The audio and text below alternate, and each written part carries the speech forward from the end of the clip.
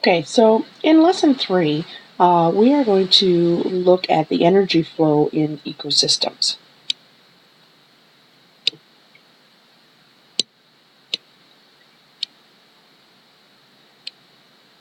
You are all familiar with this, whether you know it or not, but basically what this is let me just change my color here. This equation is a chemical equation, and basically we're looking at carbon dioxide plus water plus energy. These things are taken up by plants. And when plants take up these three things together, they undergo a process called photosynthesis, and the result is sugar and oxygen. So you have these things, these are called the reactants, and what you end up with are these products. Now, the whole purpose of plants doing this is not for us to get oxygen or us to get sugar. Plants use this sugar for themselves. That is their food source. They make their own food. As a byproduct, as sort of like a waste product really, oxygen is also produced. Now, plants make the sugar for themselves. Of course, we take use of that, and so do many other animals, and they eat plants to get the carbohydrates or the sugars from them, and in the process, like I said, oxygen is being produced. So this whole thing is called photosynthesis.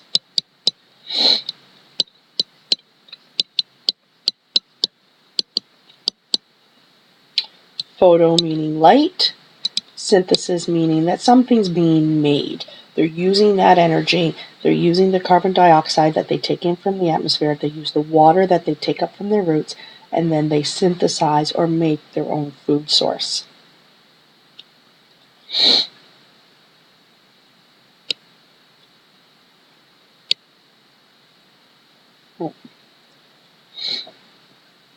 I'll just give you a second to write that down. Or you can pause it. Now, if we get rid of that, okay, basically we also have then, in order for plants, remember they make the sugar, but the whole purpose of food is to get energy from it. So then what plants have to do is to take that sugar, C6H12O6, and they actually use oxygen, which they create, and then they break it down to get energy that they can use. So what happens is, the whole idea is these things are readily available, and that's fine. This energy that they take in comes from the sun, and they can't use that energy in that form. So the whole idea is to take that sun's energy, okay, that light energy from the sun, mix it with the carbon dioxide and water, and to give these sugars and oxygen. And then when they break that back down, they get carbon dioxide and water, what they put into it, but now instead of light energy, they have energy they can use. So it's in a usable form. And that's not how you spell usable.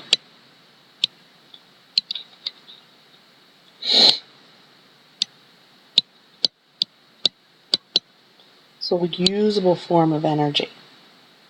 So if the first process is called photosynthesis, the second process that plants undergo is called cellular respiration.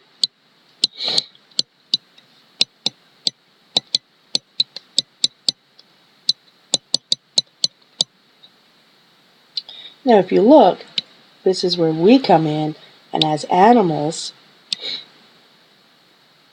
we also take the sugars from the plants and we can break them down for that usable energy as well.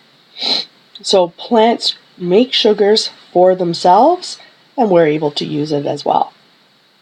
They don't really care about us, but we benefit from what they're producing. So now you have photosynthesis and cellular respiration. And basically they're opposite, completely opposite processes. Now it's way more complex than that, but at this is fine for our purposes.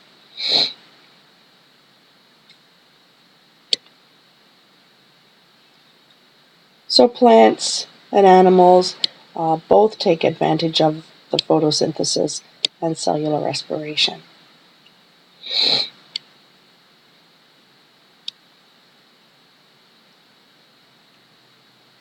Now that's how energy actually flows through ecosystems. Remember, it's all about the energy, the sun's energy, and then converting it to a form that plants and animals can use. Otherwise, it's useless to us. And we're going to be looking then at how this energy, if plants make this energy, how it actually flows through ecosystems then to all the other organisms.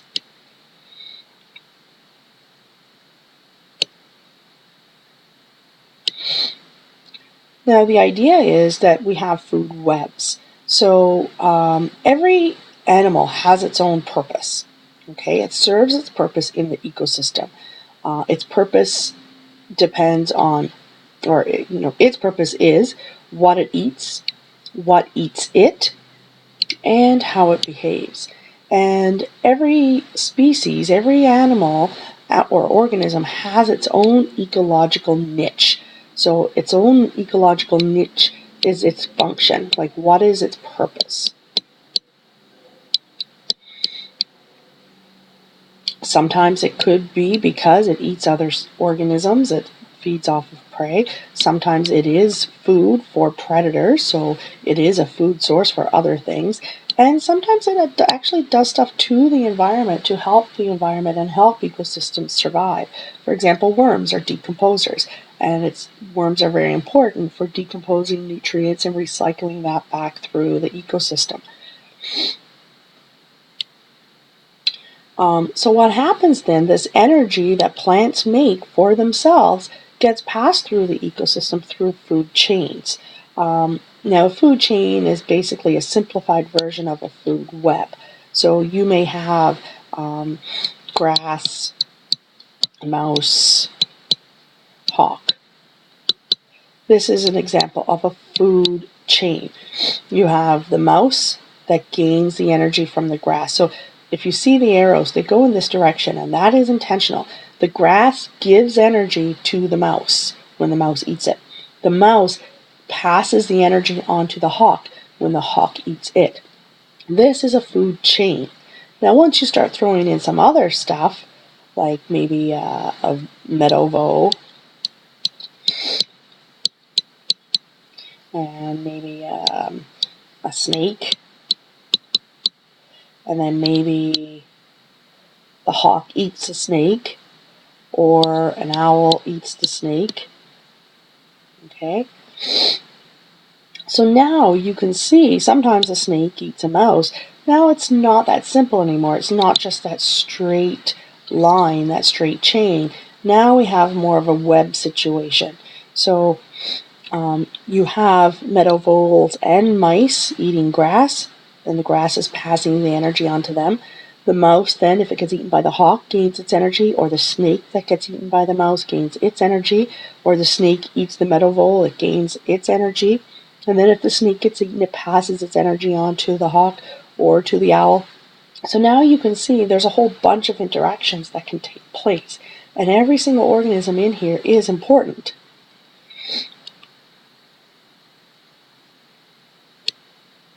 So here's another example of a food web. So we have berries, and we have squirrels and frogs and mice and rabbits and snakes and owls and foxes. So all of these are all interconnected. So the producers are the plants, and usually the producers, let me just change my ink color again. Usually the producers are put towards the bottom of a food web. Okay, so you have your producers down here, and they convert the sun's energy into that chemical energy, that usable energy that we use. So here's a producer, and here's a producer. Then you have the primary consumers. Now these are the animals that eat the plant. So in this example, this grasshopper would be a primary consumer. That's a 1 with a little circle that indicates primary. This one, the squirrel, would be a primary consumer. The mouse, if it's eating the plant, it's a primary consumer. So these are animals that eat plants. Secondary consumers are animals that eat primary consumers. So if the frog eats a grasshopper that ate a plant, it's a secondary consumer. The mouse, which eats the grasshopper, which ate the plant, can also be a secondary consumer. So you can see they can actually fill different roles depending on what they're eating. The fox that ate the squirrel that ate the plant is a secondary consumer. Okay. This rabbit eats the plant directly, primary consumer. But then if it gets eaten by a secondary consumer. And you can see the fox is a secondary consumer in that situation as well. The fox can be a secondary consumer in this situation. And then you have your top carnivores. These are your tertiary consumers. So if you start with your producer and you go to 1, you go to 2, well, your tertiary then is something that's going to eat that. So tertiary consumer. Okay. Again, primary, secondary, tertiary. Primary, secondary, that's as far as that goes. Primary, secondary. This one can be a tertiary consumer if it eats the mouse that ate the grasshopper, that ate the plant. So now you can see how all these interactions are very different. They all depend on one another, and that's what a food web is about. Of course, we have scavengers as well. These feed on the remains. So when all of these die, the scavengers go in and break all of their bodies down. We don't usually put scavengers in a food web because they basically eat everything, plants and animals. So we just kind of leave them out just for simplicity purposes.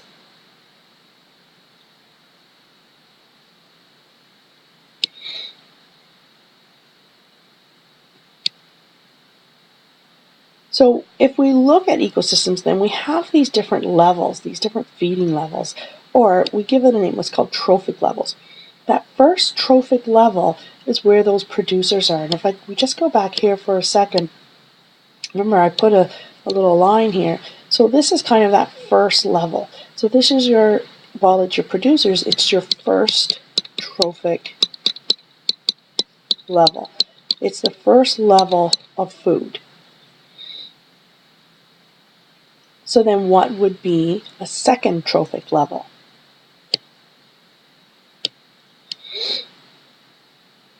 So if your first trophic level are your producers of grass, twigs, trees, flowers, your second trophic level is going to be your primary consumers. Now this is where a lot of students get mixed up or confused. Okay, it's the second trophic level. It's the second level in the food web. Okay, but it is the primary consumers. It's the first ones that are actually eating because they're eating the producers, the ones that make the food themselves. So then you're going to have, of course, your third trophic level. So this is the next level up. And then the fourth trophic level. And this is usually where it kind of stops. You may get a fifth sometimes, but not usually. Now, this is something I want you to think about. Why is it that we don't have fifth or sixth or seventh trophic levels? And the reason is because every level, remember, the producers produce the energy. Well, if they are using some of that energy, and plants use energy to grow, to create new leaves, to produce flowers, all those types of things. So let's say, for example, they make this much energy to represent all this, but they use maybe that much of it. Well, then what's left? This portion here is only what's available to go to the next energy level because they've used some of what they've made. Now, if we consider primary consumers, moose, a mouse, a squirrel, they're going to use that energy that they get from their food because they're going to be running around. They use energy just to sleep, to eat, to mate, to run away from predators, all of those types of things. So even though they ate that much energy, they are going to use up some of that. So they now only have this much left to pass on to the next energy level, and so on. So once you start doing this and you start realizing that, hey, wait a second, so snakes and spiders and beetles and hawks, or depending on the situation, if they only have that much energy, then they're only a little bit is going to be available to pass on, because they are using most of what they gain. So in the end, if we consider how much energy is actually left, there's very little. So we have to consider, this is why something like a hawk might need to eat 10 mice in a day. And 10 mice might only eat a little bit of grass or a few caterpillars, and so on. So as you move up through the food web, the amount that they have to eat is more to gain the amount of energy that they need. And then there's basically nothing left to pass on to another energy level. So food webs have a limit. They have a capacity of how much energy can flow through them. And if you look at each level, energy is used by the organisms to grow, move, and reproduce, and some is lost through waste. 90% is used or lost. When we breathe out, we're using energy, giving off heat. That's losing energy. So when you are running around sweating, you're giving off energy. So what is available for the next trophic level is only 10%. So this is why they have those limits of how long a food chain can be, or how complex a food web can be. So that's really important to understand that whole concept. If you can pause it here to write it down if you need to. I'll get rid of the ink.